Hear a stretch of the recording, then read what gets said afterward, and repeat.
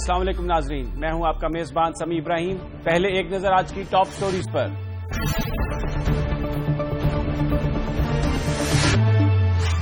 اسلام آباد میں دہشت گردی، طالبان کی لا تعلقی کا اظہار لیکن مذمت نہیں کی۔ کراچی میں پانی کی قلت، اب ڈیم بند ہونے سے 100 ملین گیلن کی کمی۔ اسکاٹ لینڈ یارڈ کی پاکستان میں تحقیقات، ملزموں نے کس کا نام بتایا؟ آج سے چند ہفتے قبل جب وزارت داخلہ نے بتایا تھا قومی اسمبلی کو اپنی ایک رپورٹ میں کہ اسلام آباد اور پاکستان کے کئی دوسرے بڑے شہر القاعدہ، تحریک طالبان پاکستان، لشکر جنگی اور کئی دوسرے دہشت گرد گروپوں کی زد میں ہیں، تو اس وقت وزیر داخلہ چودھری نثار علی خان کا یہ کہنا تھا کہ یہ جو رپورٹ ہے یہ شاید ایگزیجریٹڈ ہے، یہ پہلے بنائی گئی تھی، ہم نے حکومت نے بہت اقدامات کیے ہیں اور اسلام آباد قطعی طور پر محفوظ ہے۔ کوشش کی ہے کہ جو اوور آل تھریٹ ہے اسلام آباد کو بھی اور پاکستان کو بھی، اور یہ آج سے نہیں ہے، یہ پچھلے کئی سالوں سے ہے، اس کو ڈیفیوز کیا جائے، اس میں کمی لائی جائے اور اس کے آگے پل باندھا جائے۔ اسلام آباد ایک محفوظ شہر ہے، ہم اس بات پہ کوشاں ہیں کہ پورا پاکستان محفوظ ہو۔ لیکن آج صبح یہ سارے کے جو دعوے تھے سارے کے سارے وزیر داخلہ کے وہ دھرے رہ گئے اور اسلام آباد میں دن دہاڑے حملہ کیا دہشت گردوں نے۔ ایڈیشنل سیشن جج رفاقت اوان کو بھی قتل کیا، اس کے علاوہ 11 اور لوگ تھے جو اپنی جان سے ہاتھ دھو بیٹھے، اور کچھ لوگ ایسے تھے دہشت گردوں کے جو فرار ہونے میں بھی کامیاب ہو گئے۔ آج اس المناک واردات میں جن لوگوں کی جانیں گئی ان میں سے ایک نوجوان لڑکی فضا عدیل بھی تھی، جس نے لا کی جو ڈگری تھی وہ اس نے لنڈن اسکول آف لا سے حاصل کی تھی اور اب وہ LLM کرنے کے لیے پھر دوبارہ لندن جانے کا ارادہ رکھتی تھی۔ آج جس وقت ان کے ساتھ یہ واقعہ ہوا، ان کی جان چلی گئی، تو ان کے ساتھ ایک مدیحہ ملک انٹرن تھی۔ آج اس کا پہلا دن تھا عدالت میں اور وہ وہاں پر ان کے ساتھ کھڑی تھی۔ سب سے پہلے ہم چلتے ہیں مدیحہ ملک کے پاس اور ان سے جاننے کی کوشش کرتے ہیں کہ جس وقت حملہ آوروں نے وہاں پر اٹیک کیا تو وہ کہاں تھیں اور یہ واقعہ کس طرح پیش آیا۔ السلام علیکم مدیحہ۔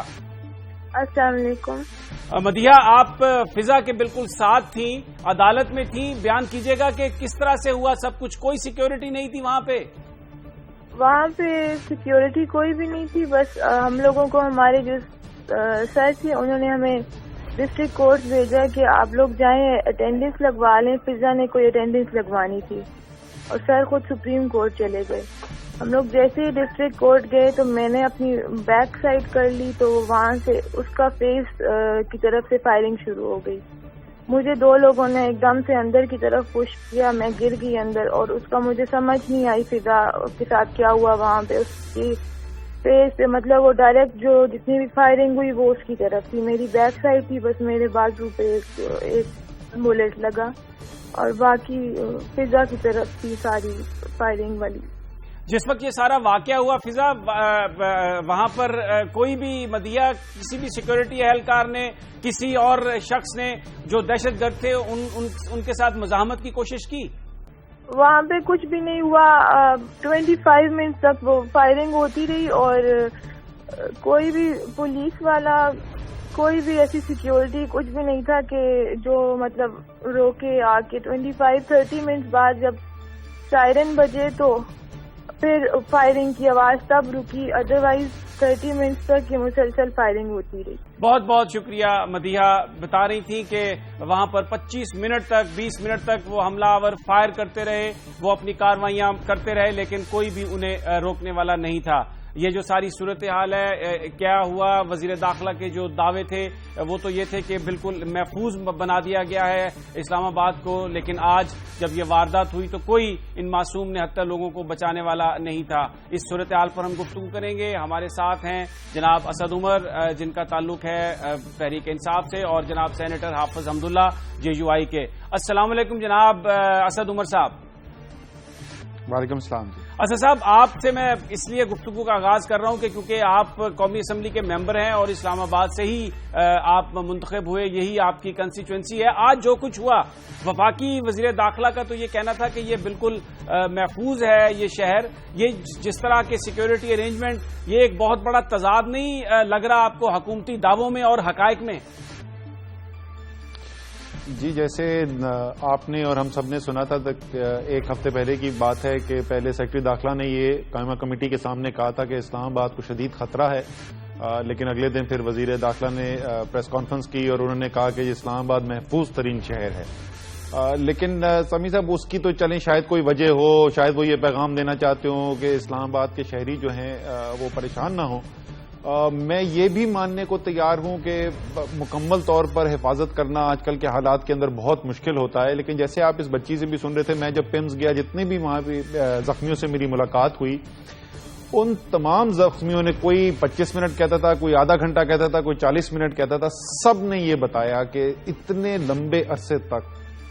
دارالحکومت کے اسلام آباد کے دل کے اندر دن دہاڑے فائرنگ ہوتی رہی. اور کل جیسا کہ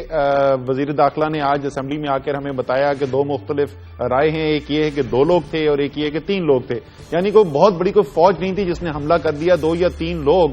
اور ایسی جگہ پر جہاں پہ ججز ہوں جن کے ساتھ پولیس کے اپنے تعیناتی، اور ایگزیکٹ نمبر جو دیا انہوں نے وزیر داخلہ نے 47 پولیس آفیسر وہاں پہ موجود تھے، پولیس کے اہلکار وہاں پہ موجود تھے، تھانہ ساتھ لگتا ہے وہاں پر. اتنی بڑی واردات ہو جائے اور ریاست بالکل مفلوج نظر آئے تو شہری جو ہے اس کو کیا جواب دیا جائے؟ آج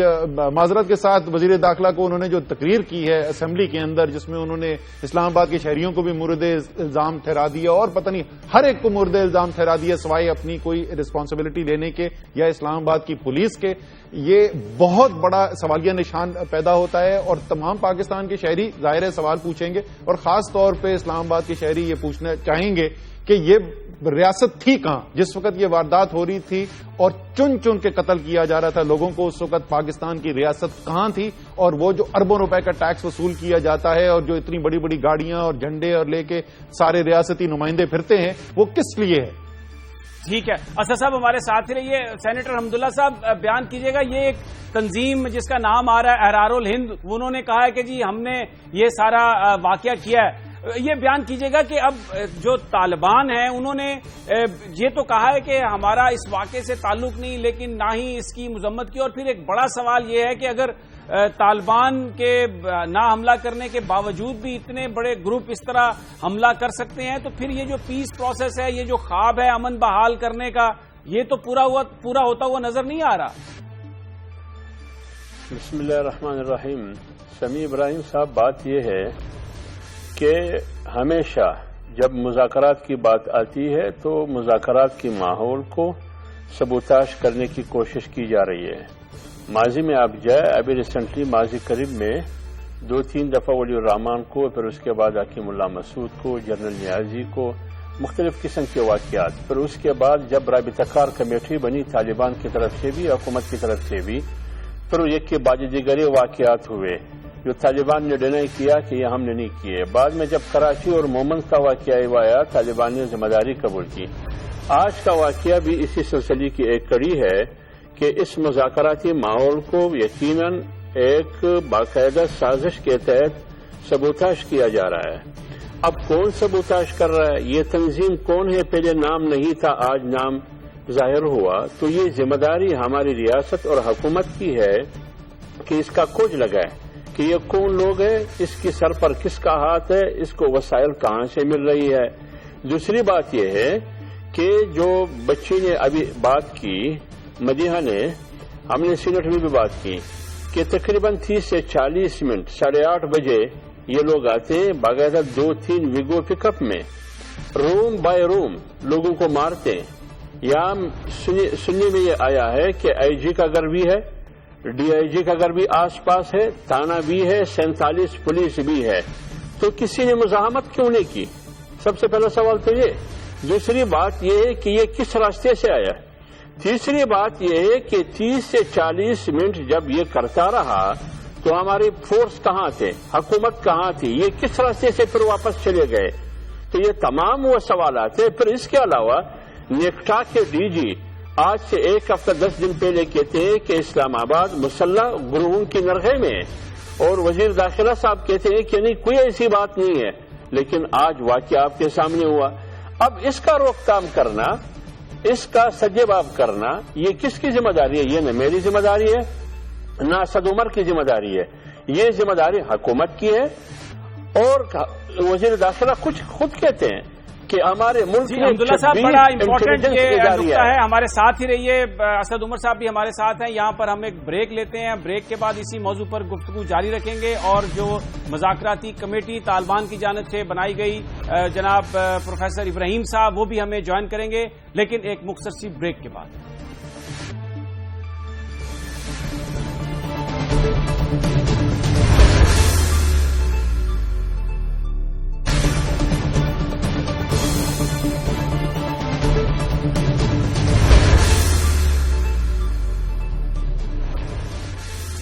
ویلکم بیک۔ ہم بات کر رہے ہیں اسلام آباد میں دہشت گردی کے آج ہونے والے واقعے کی۔ اس کے بعد اعلیٰ سطحی اجلاس ہوا جس میں آرمی کے سربراہ بھی شریک تھے، ایجنسیز کے سربراہ بھی شریک تھے، وزیر اعظم نے اس کی صدارت کی۔ اس کے بعد کوئی اعلامیہ جاری نہیں ہوا۔ جو لیٹسٹ ہیں وہ یہ ہیں کہ یہ فوج کو حکم دیا گیا تھا کہ سرجیکل سٹرائکس نہ کرے جب طالبان نے سیز بندی کا اعلان کیا تھا۔ ذرائع یہ بتا رہے ہیں کہ ابھی تک وہی حکم نافذ العمل ہے، ابھی اس بات کا فیصلہ نہیں کیا گیا کہ اور زیادہ سٹرائکس کی جائیں، کیونکہ حکومت یہ اسیس کرنے کی کوشش کر رہی ہے کہ یہ جو واقعہ ہے یہ کہیں مذاکرات کو سبوتاژ کرنے کی کوشش تو نہیں ہے، کیونکہ طالبان اس سے لا تعلقی کا اظہار کر چکے ہیں۔ لیکن بہت سارے لوگوں کا یہ خیال ہے کہ صورتحال پر قابو پانے کے لیے یہ تو اچھی بات ہے کہ طالبان کے ساتھ مذاکرات ہو رہے ہیں، لیکن بہت سارے دوسرے حقائق بھی ہیں جن کو دیکھنا پڑے گا۔ صرف اسلام آباد میں مدارس میں جو اسٹوڈنٹس ہیں ان کی تعداد تقریباً 35,000 بتائی جا رہی ہے، اور یہ جو مدارس ہیں کسی ڈسپلن کے پابند نہیں۔ حکومت کے پاس اس بات کا کوئی ڈیٹا نہیں کہ یہاں پر کون آ رہا ہے، کون رہ رہا ہے، اور کس قسم کی وہاں پر پلاننگز کی جا رہی ہیں۔ ہمارے ساتھ موجود ہیں جناب پروفیسر ابراہیم، جناب اسد عمر اور سینیٹر جناب حمداللہ صاحب۔ ابراہیم صاحب آپ کی طرف آؤں گا، یہ بیان کیجیے گا کہ آج جو حکومتی مذاکراتی کمیٹی ہے اس کے رکن میجر عامر کا یہ کہنا ہے کہ اب یہ جو کمیٹی ہے حکومتی اس کا اب کوئی جواز نہیں، اب مذاکرات ہونے چاہیے، ڈائریکٹ لوگوں کے رابطے ہو چکے ہیں۔ آپ کیا سمجھتے ہیں، مذاکراتی کمیٹیوں کی اب ضرورت نہیں ہے، براہ راست گفتگو ہونی چاہیے؟ یہ فیصلہ تو وہی کریں گے جنہوں نے کمیٹیاں بنائی ہیں۔ حکومتی کمیٹی کے بارے میں حکومت فیصلہ کر سکتی ہے، اور طالبان کمیٹی کے بارے میں طالبان فیصلہ کر سکتے ہیں۔ اگر یہ فیصلہ کر لیں وہ تو بالکل بہت اچھی بات ہے کہ حکومت اور طالبان خود آپس میں ایک دوسرے کے سامنے میز پہ بیٹھ جائیں اور مذاکرات کی میز سج جائے، اور ہمیں اس پہ کوئی اعتراض نہیں ہوگا، اور ہم اسی طرف بڑھنے کی کوشش کرتے رہیں، اور اس وقت بھی اس کوشش میں ہیں کہ ہم طالبان اور حکومت کو ایک دوسرے کے قریب تر لگائیں۔ اچھا یہ بیان کیجیے گا ابراہیم صاحب، آپ کا یہ جو واقعہ ہے اس کے بعد یقیناً رابطہ بھی ہوا ہوگا، شاہد صاحب کا بھی یہ بیان آیا کہ طالبان کا اس سے تعلق نہیں، لیکن بہت سارے لوگ یہ کہتے ہیں کہ اس کی مذمت نہیں کی طالبان نے یہ جو واقعہ ہوا، اور پھر کچھ لوگ یہ بھی سوال کرتے ہیں کہ کیا طالبان ایسے گروپس کو آئیڈینٹیفائی کرنے میں حکومت کی مدد کریں گے، ان تک پہنچنے میں مدد کریں گے جو طالبان کے اپنے امیر کی بات کو نہیں مان رہے؟ اصل میں ہمیں بھی رابطوں میں مشکلات ہیں، ہمارا طالبان کے ساتھ اس وقت تک کوئی رابطہ نہیں ہو سکا ہے، اور مجھے اس سے اتفاق ہے کہ طالبان کو اس کی مذمت کرنی چاہیے، اور حکومت کے ساتھ اگر وہ گروپ ہے جس کا طالبان سے کوئی تعلق نہیں ہے اور وہ طالبان کی بات نہیں مانتے تو طالبان کو حکومت کے ساتھ تعاون بھی کرنا چاہیے، اور ہم مذاکرات اسی لیے چاہتے ہیں کہ طالبان اور حکومت ایک دوسرے کے قریب تر آئیں، اور اس کے نتیجے میں مذاکرات کے ذریعے سے ملک کا امن بحال ہو۔ اسد عمر صاحب آپ سے کمنٹ چاہوں گا، آج تحریک انصاف کے رہنما عمران خان صاحب کا ایک بیان ہے جس میں ان کا یہ کہنا ہے کہ امریکہ امن نہیں چاہتا، اور بہت ساری جو رسپانسبلٹی ہے انہوں نے شفٹ کی ہے امریکہ کے اوپر۔ کچھ بیان فرمائیے گا، یہ جو معروضی حالات ہیں ان کو دیکھتے ہوئے آپ سمجھتے ہیں کہ امریکہ جو ہے وہ بہت بڑی ایسی قوت ہے اس وقت پاکستان کے اندر جو حالات خراب کرنے میں انٹرسٹڈ نظر آ رہا ہو؟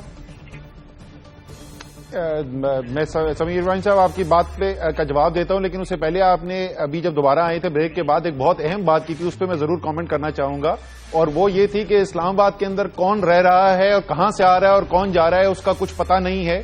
یہ ایک بہت ہی اہم اور انتہائی ارجنٹ بات ہے۔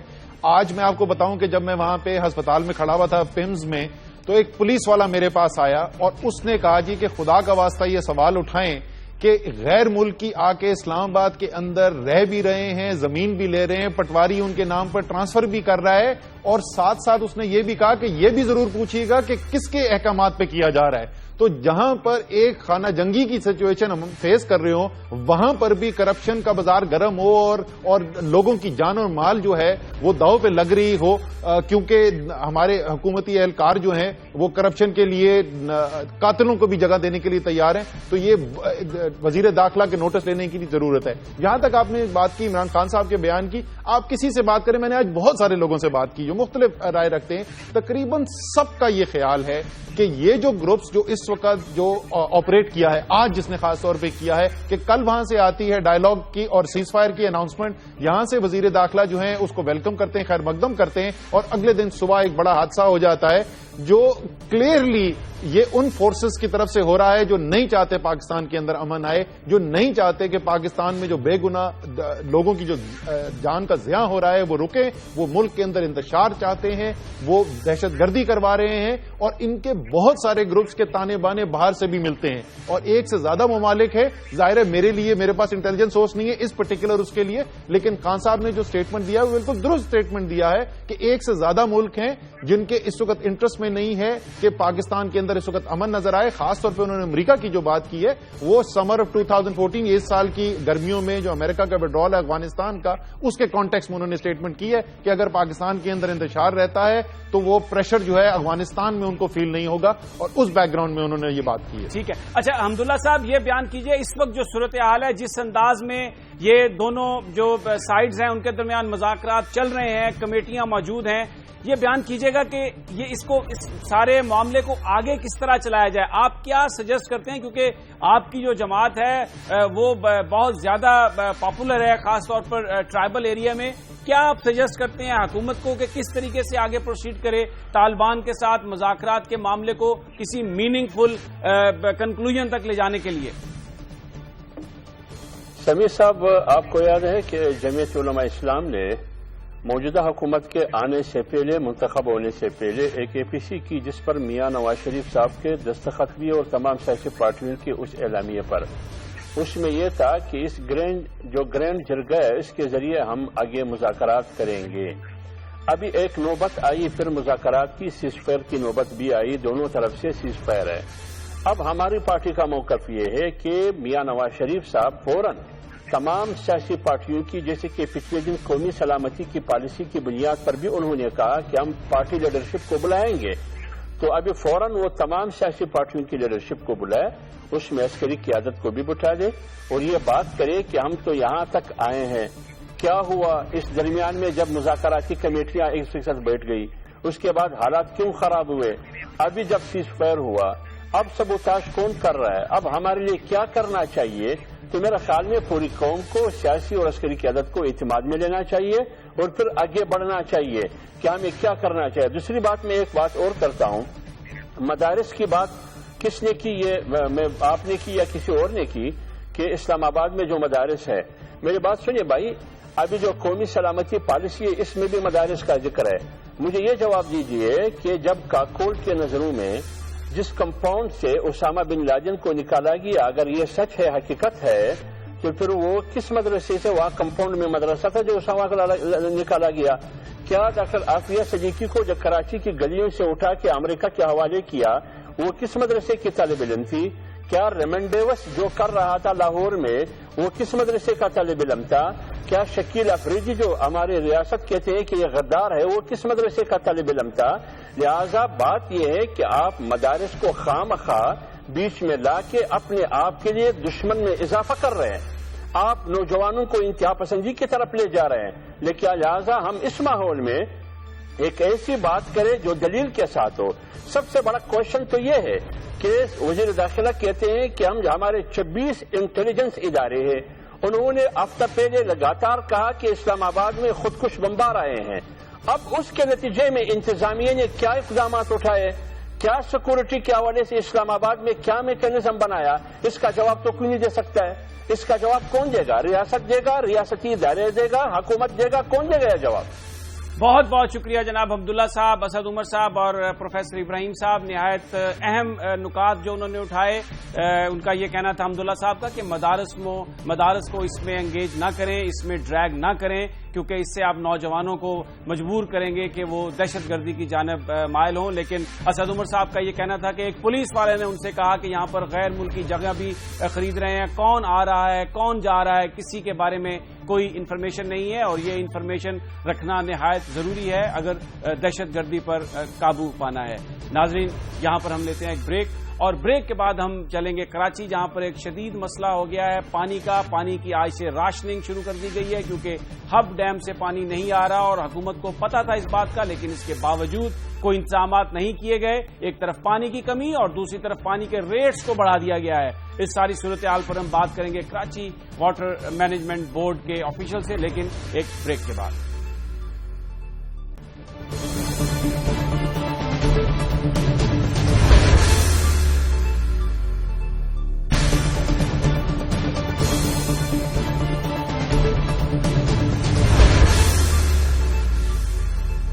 کراچی 2 کروڑ کا شہر ہے. کراچی کے لوگ گزشتہ کئی دہائیوں سے مختلف قسم کے مسائل کا شکار ہیں. سب سے بڑا مسئلہ جو میڈیا نے رپورٹ کیا، جس کے بارے میں بار بار گفتگو کی جاتی رہی، وہ تھی دہشت گردی اور بھتہ خوری. لیکن اب جو خبریں آ رہی ہیں، ایک اور بڑا مسئلہ جس سے کراچی کے لوگ، کراچی کے شہری دوچار ہیں، اور آج سے نہیں، اس سے پہلے بھی کئی مرتبہ ہوا ہے، وہ ہے پانی کی شارٹیج. اس وقت جو صورتحال ہے، کراچی شہر کو جو پانی کی ضرورت ہے وہ تقریباً 660 ملین گیلن ہے، لیکن اس وقت جو پانی سپلائی کیا جا رہا ہے وہ 360 ملین گیلن پانی ہے. بتایا یہ جا رہا ہے کہ پانی کا کاروبار اتنا زیادہ ہے کہ جو اس کاروبار میں لوگ ملوث ہیں، شریک ہیں، وہ تقریباً 4 کروڑ روپیہ ڈیلی تک بناتے ہیں. کراچی کے شہری، کراچی کے بعض علاقے ایسے ہیں جہاں پانی صرف ٹینکرز کے ذریعے ہی پہنچتا ہے، اور اب کیونکہ اس دفعہ بارشیں زیادہ نہیں ہوئی، ہب ڈیم میں پانی کا ذخیرہ کم ہو گیا. بتایا جا رہا ہے کہ وہاں پر اب ڈیڈ لیول پر پانی پہنچتا جا رہا ہے، تو اس لیے پانی کی راشننگ کی گئی ہے. اور بہت سارے علاقے ایسے ہیں کراچی کے جہاں 24 گھنٹے کے لیے پانی نہیں جائے گا، پانی کا ناغہ ہوگا. اور صرف ایک طرف تو نہ صرف پانی میں کمی کا معاملہ ہے، دوسری طرف خبریں یہ آ رہی ہیں کہ بعض علاقوں میں پانی کے ریٹس میں بھی اضافہ کر دیا گیا. یہ ساری صورتحال کیوں ہے؟ جب حکام کو علم تھا کہ یہ صورتحال بنے گی، تو اس کے حوالے سے کیوں نہیں چارہ جوئی کی گئی؟ آج یہ سوالات ہیں، ان کے جواب جانیں گے ہم جناب نجم عالم سے، ڈپٹی مینیجنگ ڈائریکٹر ہیں کراچی واٹر بورڈ کے. السلام علیکم جناب نجم صاحب. وعلیکم السلام ابراہیم صاحب. نجم صاحب، پہلے تو یہ بیان فرمائیے گا کہ یہ جو اس وقت پانی کی راشننگ ہوئی ہے، یہ کتنا عرصہ جاری رہے گی، اور یہ پانی کے ریٹس بھی بڑھا دیے گئے ہیں بعض علاقوں میں. دیکھیں بسم اللہ الرحمن الرحیم ابراہیم صاحب، یہ پانی کی جہاں تک راشننگ کا سسٹم ہے، یہ جب تک ہماری ہب پہ جو ہمارا ڈیڈ لیول پہنچ گیا، جہاں سے 10 کروڑ گیلن پانی کراچی کو ملتا تھا، اس کے اگینسٹ ہمیں صرف 2.5 سے 3 کروڑ گیلن پانی مل رہا ہے. اس کو اوور کم کرنے کے لیے ہم نے یہ راشننگ سسٹم نافذ کیا ہے. جہاں تک آپ کا یہ سوال ہے کہ کیوں حکمت علی، یہ تو ناگہانی ہے، کیونکہ جب بارش نہیں ہوئی تو ہب ڈیم کا کیونکہ the only source is rain water, اس کی وجہ سے یہ ہوا. اس سے پہلے بھی 99 میں ہب اسی طرح سے ہب کی سپلائی 2-2.5 سال کے لیے رک گئی تھی. ہم نے اس وقت بھی یہی ناغہ سسٹم نافذ کیا تھا. اچھا نجم صاحب، یہ بالکل آپ درست فرما رہے ہیں. آپ درست فرما رہے ہیں کہ ہب ڈیم جو ہے اس میں پانی کی سپلائی کا بڑا گہرا تعلق ہے بارش سے، لیکن خود ہی آپ فرما رہے ہیں کہ 1999 میں بھی ایسی صورتحال ہوئی تھی اور راشننگ کی گئی. بہت سارے لوگوں کا یہ خیال ہے کہ دریائے سندھ سے یا کینچر جھیل سے جو ذرائع ہیں ان کو بہتر کیا جا سکتا تھا، پمپنگ زیادہ کی جا سکتی تھی، لیکن کچھ بھی نہیں کیا حکومت نے. اور یہ جو اتنا بڑا اہم مسئلہ اتنے بڑے شہر کے لیے، وہ صرف بارش پر چھوڑ دیا. نہیں، ایسا نہیں ہے. مطلب یہ میرے خیال میں آپ کی کچھ آپ کے پاس انفارمیشن پوری نہیں ہے. ایسا ہے کہ جب ہم نے K3 کا پروجیکٹ 2006 میں کمپلیٹ کیا تھا، تو ہم نے یہ 99 میں جو ہمارے ساتھ ہوا تھا اس کے تجربے کو مد نظر کرتے ہوئے ہم نے انڈس سورس کا پانی ہب پہ ڈائیورژن کرنے کا پروویژن رکھا تھا. اور اب اسی چونکہ وہ صورتحال آ گئی ہے، تو ہم دریائے سندھ کا پانی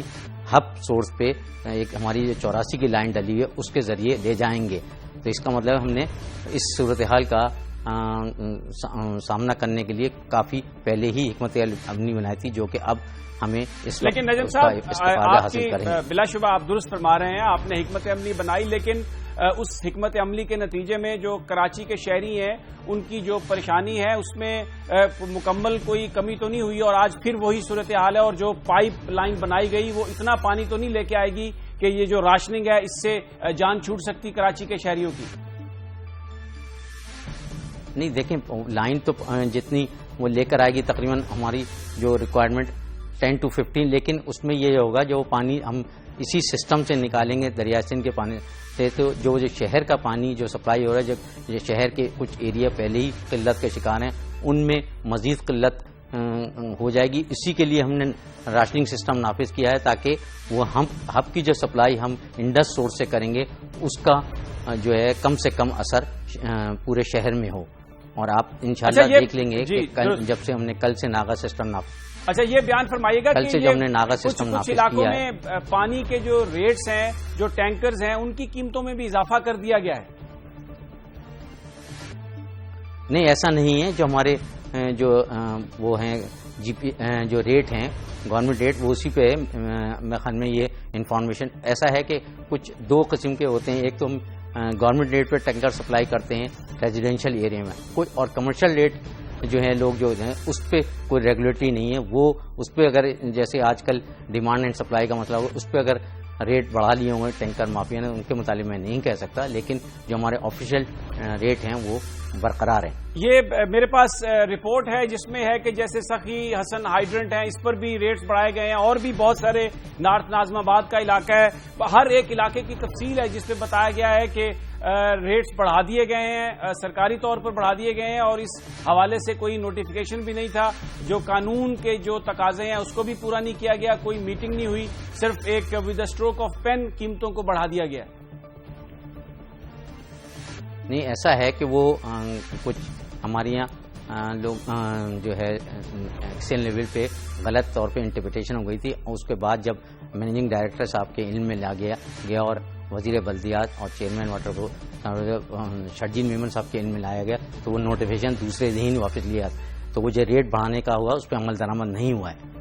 اچھا نجم صاحب آپ بیان فرمائیے گا، جس طرح ذکر ہے واٹر مافیا کا اور بتایا جا رہا ہے کہ 4 کروڑ روپیہ تقریباً ایک دن کی کمائی ہے 62 لوگوں کی، یہ بیان فرمائیے گا کہ کیونکہ آپ کا محکمہ تو ڈائریکٹلی پانی سپلائی سے اس کا تعلق ہے، اس حوالے سے کیا ہو سکتا ہے، اس کو کیوں کنٹرول نہیں کیا جا سکا، کون سے بڑے بڑے لوگ ہیں جو اس میں ملوث ہیں؟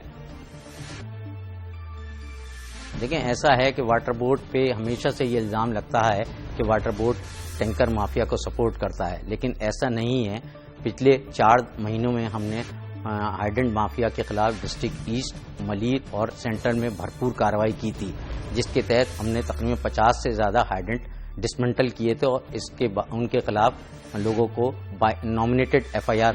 کٹوائی تھی، لوگوں کی بائی نیم FIR کٹوائی تھی، اور اس میں ہمیں یہ حد پہلے یہ ہوتا تھا کہ وہ جب ہم ہائیڈرنٹ کاٹتے تھے وہ بعد میں فوراً جڑ جاتے تھے، لیکن اس دفعہ پولیس کی اور ہماری کوآرڈینیٹڈ ایفرٹ سے وہ ہائیڈرنٹ دوبارہ نہیں جوڑے ہیں۔ پھر ہمارے لیے ٹفسٹ ایک کراچی کا ایریا سب سے ہارڈ ایریا تھا ڈسٹرکٹ ویسٹ میں، چونکہ لا اینڈ آرڈر کی سچویشن بہت سینسٹیو ہے، وہاں ہم نے آپریشن کئی جو ہے ہمارا ACS صاحب ACS ہوم سے اور AIG شاہد حیات صاحب سے اور DIG اور ڈپٹی کمشنر سے مسلسل رابطہ ہے، جیسے ہی وہاں کچھ حالات بہتر ہوں گے ہم ڈسٹرکٹ ویسٹ میں جو سب سے بڑا جہاں ٹینکر مافیا اور پانی مافیا انوالو ہے ہم ان کے خلاف بھرپور کارروائی کریں گے۔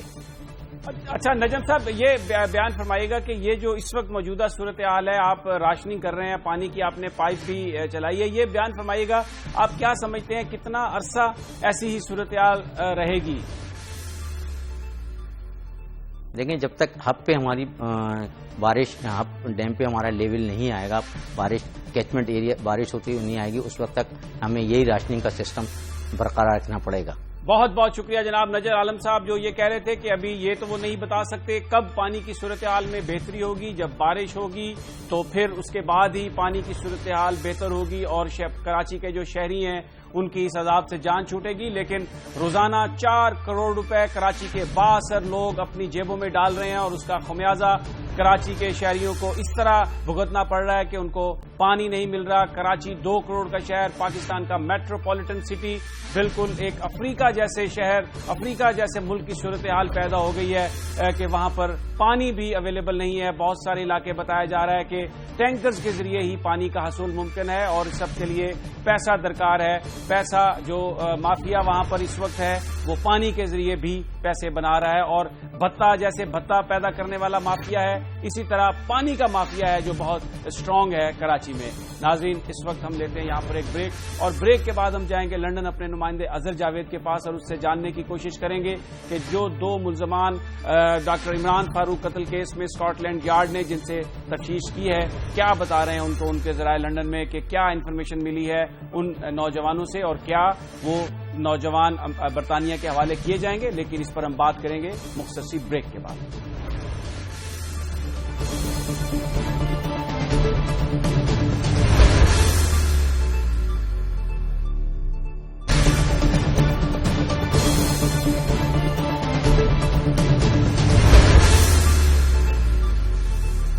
Doctor Imran Farooq murder case میں 2 نوجوان جو پاکستان کی ایجنسیوں کی تحویل میں ہے, اسکاٹ لینڈ یارڈ نے ان سے تفتیش کی. بتایا جاتا ہے کہ اسلام آباد میں ایکسیس دی گئی. ان ملزموں سے محسن علی اور کاشف کامران, ان سے 3 دفعہ سوالات کیے اسکاٹ لینڈ یارڈ نے, لیکن یہ بھی بتایا جا رہا ہے کہ شاید جو پاکستانی تفتیش کار ہیں وہ بھی موجود تھے. کیا کہا انہوں نے, کس قسم کی انفارمیشن دی, کیا مستقبل میں پھر دوبارہ اسکاٹ لینڈ یارڈ ان سے گفتگو کرے گی, اور اگرچہ پاکستان اور برطانیہ کے درمیان ملزمان کی حوالگی کا معاہدہ موجود نہیں, لیکن کیا اس بات کا امکان ہے کہ یہ ملزمان برطانیہ کے حوالے کر دیے جائیں گے. لندن چلتے ہیں, ہمارے نمائندے اظہر جاوید ٹیلی فون لائن پر ہمارے ساتھ موجود ہیں. السلام علیکم اظہر. جی وعلیکم السلام سمی صاحب. اظہر, پہلے تو یہ بیان فرمائیے کہ کچھ آپ کو ملی انفارمیشن اپنے سورسز سے, کچھ اندازہ ہو سکا کہ ان ملزمان نے تفتیش کے دوران کس قسم کی انفارمیشن دی, اور ڈاکٹر عمران فاروق قتل کیس کے حوالے سے کیا کوئی پیش رفت ہو رہی ہے, کیا وہاں پر جو پولیس ہے, اسکاٹ لینڈ یارڈ ہے, وہ سمجھ رہی ہے کہ کسی طرف یہ جا رہی ہے یہ انویسٹیگیشن؟ جی سمی صاحب, صورتحال یہ ہے کہ برطانوی پولیس کے جو 4 اہم آفیسرز تھے, جن میں لندن میٹروپولیٹن پولیس کے جو ایجویر ایریا اس کے سینئر بارو کمانڈر اور چیف فورینزک آفیسر, اس کے علاوہ 2 اور پولیس آفیسر تھے, انہوں نے یہاں اسلام آباد میں دونوں ملزمان سے 3 دفعہ مختلف اوقات میں تفتیش کی ہے. اور ہمارے جو سورسز ہیں یا برطانوی حکومت میں, ان کا یہ کہنا ہے کہ وہ اس ٹیم نے ان کے ڈی این اے سیمپل, ان کے فنگر پرنٹس اور ان کی تصاویر لی ہیں اس موقع پہ, اور ان سے مختلف سوالات اور جواب کیے. ان کے جو 6 مہینے کی انویسٹیگیشن کی پولیس کے پاس, جو مختلف اوقات میں وہ جو موومنٹ کرتے رہے اس حوالے سے, اور جو ڈاکٹر عمران فاروق کا مرڈر ہوا اس حوالے سے, جو یہاں پہ برطانوی تفتیش کار ہیں وہ کافی مطمئن ہے اس صورتحال سے. ان کا یہ کہنا ہے کہ جو ڈی این اے سیمپلز ملے ہیں, جو ہماری بات چیت ہوئی ہے, اس سے کیس کو آگے بڑھانے میں کافی مدد ملے گی. جو یہاں پر برطانوی پولیس کی جو اب ایکٹیویٹی ہے, وہ اب تک جو ہمارے سورسز بتاتے ہیں کہ جو ڈی این اے سیمپلز, کیونکہ جائے وقوع سے جہاں مرڈر ہوا تھا ڈاکٹر عمران فاروق کا, وہاں سے کوئی فنگر پرنٹس موجود نہیں تھے ان ملزمان کے, لیکن یہ ملزمان جو 6 مہینے مختلف جگہوں پر رہتے رہے ہیں, وہاں سے ڈی این اے سیمپلز اور فنگر پرنٹس اکٹھے کیے گئے تھے. وہاں سے ان کو اب میچ کرنے کا سلسلہ شروع کر دیا گیا. اس کے علاوہ ان کی تصاویر جو ہے مختلف سی سی ٹی وی ریکارڈنگ جو موجود ہیں, ان سے میچ کیا جا رہا ہے. اب توقع یہی ہے کہ جو ہمارے سورسز کہتے ہیں کہ ایک دفعہ پھر اسکاٹ لینڈ یارڈ کی ٹیم جو ہے وہ اسلام آباد آئے گی, اور توقع یہ ہے کہ ان سے دوبارہ تفتیش کی جائے گی. لیکن کیونکہ دونوں ممالک کے درمیان کوئی معاہدہ نہیں ہے, لیکن اس معاہدے کے نہ ہونے کے باوجود گزشتہ دنوں میں آپ نے دیکھا ماضی میں کہ گورنر پنجاب چودھری محمد سرور نے اسکاٹ لینڈ میں مرڈر کے 2 مطلوب ملزمان کو بھی برطانوی حکومت کے حوالے کرنے میں اہم کردار ادا کیا تھا. تو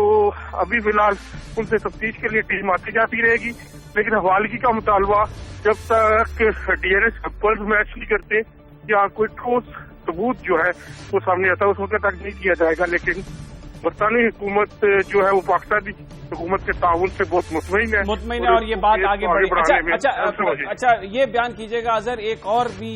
رپورٹ ہوئی چیز کہ ایک NQM کے لیڈر تھے،